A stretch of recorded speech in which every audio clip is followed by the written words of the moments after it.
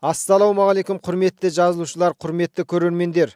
Егер ұстап отырған сүтті сиырларыңызда туғаннан кейін 7-де 15 күннен соң немесе 2-де 3 күннен соң азықтыққа тәбеті тартпай, су ішуі, тезектеуі азайып, несебі сарғайып, көпіршіктеніп, тез арықтап, шайнау бұлшықеттері құрысып, кейде тіпті сиырда нервтік қозу пайда болса, сонымен қатар лат, боқ сідігімен араласқан шөптерді жесе, ақырындап салданып талықсып жатып қалса, жатқанда басын бір жағына қайырып жатса, денесінен несебінен шірген алманың иісі шықса, онда бұл сүт бағытындағы сиырларда туғаннан кейін үнемі кездесетін кетоз ауруы болғаны. Ал енді бұл індет неден пайда болады? Қалай емдеу керек? Білгіңіз келсе, видеоны соңына дейін көріңіз. Видеоны бастамас бұрын лайк басып, арнаға жазылып, достарыңызбен бөлісіп, қолдап қоюды ұмытпаңыз. Кетоз ауруы денедегі қант пен майдың алмасуы кедергіге ұшырап, қанттың қандағы мөлшері азайып, ацетон мөлшері артып, көп мөлшердегі кетонның дене ішіне жиналуынан болатын шұғыл немесе созылмалы сипатты ауру болып табылады. Бұл ауру көбінде бұзаулаған әрі азықтануы өте жақсы болмаған жоғары өнімді сауын сиырларында көріледі.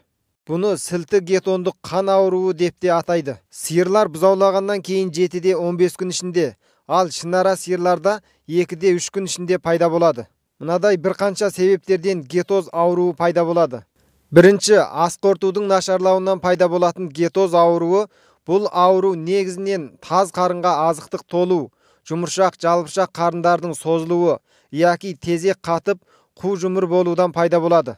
Екінші, қышқылдығы жоғары болған азықтықпен азықтандырғанда ас қорыту жолында сірке қышқылы қатарлылар көбейіп кеткенде кетоз ауруы пайда болады. Үшінші, сүт безінің сүт бөліп шығару ең жоғарғы шектен асып, қанда кетоз ауруы пайда болады. Төртінші, бауыр қабыну ауруы болғанда, яки бауырдың бауырқұрт ауруы сияқты түрлі аурулар пайда болғанда кетоз ауруы пайда болады. Бесінші, әрекет жасаудың қалыпсыз болуынан, әрекет жасау аз болудан және тұйықсыз әрекеттендіру қатарлы жайттерден бұл ауру пайда болады.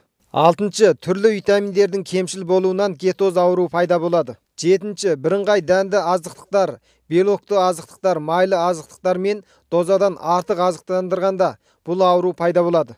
Сегізінші, кейбір паразит аурулары және де таралғыш қысытпалы тұмаулардың әсерінен де бұл ауру пайда болады.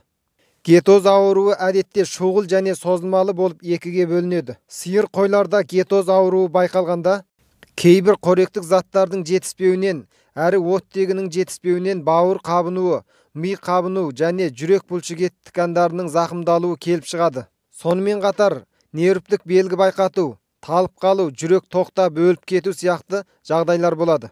Бұндай малдың ашқазанында сірке қышқылы мен путан қышқылының қалыптасуы молайып, үлкен қарында пропион қышқылы азайып кетеді де кетоз ауруының асқынуы келіп шығады.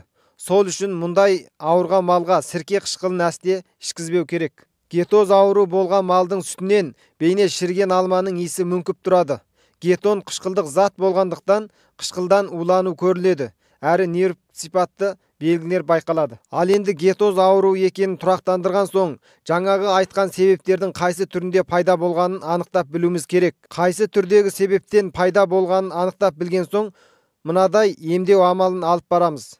Ал ендеше емдеу жолына келсек, жоғарғы қоюлықтағы глюкоза, пропион қышқыл натрий, инсулин, натрий бикарбонат, сонымен қатар құм қанттан сиырға күніне 500-де 1000 грамм, қойға 100-де 200 грамм суға езіп ішкізу керек. Жалғасты бірнеше күн берілуі тиіс. 40% глюкоза мен натрий бикарбонатты қан тамырдан укол қып жіберсе де өнімі керемет болады. Бұдан басқа жоғарыдағы себептерден келіп шыққан басқа да ауруларға сәйкестіре емдеу алып барсақ, тіпті де жақсы нәтижеге қол жеткізе аламыз. Мінекей құрметті көрермендер, сіздер кетоз ауруын қалай емдеу және неден пайда болатынын білдіңіздер. Видео пайдалы болса лайк басып, арнаға жазылып қолдап қоюды ұмытпаңыз. Келесі видеода кездескенше сау саламат болыңыздар.